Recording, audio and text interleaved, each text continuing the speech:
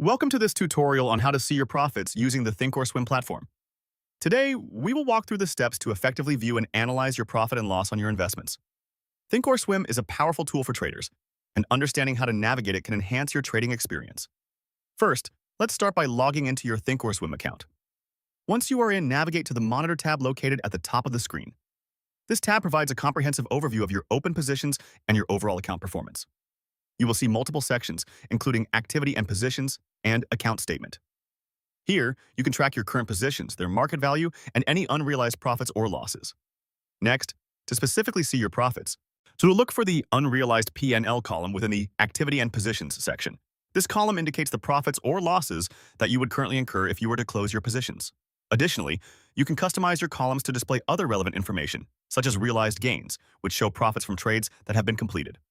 Right-click on the column headers to add or remove columns as you see fit. Lastly, don't forget to check the Account Statement section for a broader view of your financial performance over time. This section allows you to analyze your gains and losses by day, month, or custom date ranges. Understanding this data can help you make informed decisions on your trading strategies moving forward. Thank you for watching, and we hope this tutorial has helped you learn how to see your profits on Thinkorswim.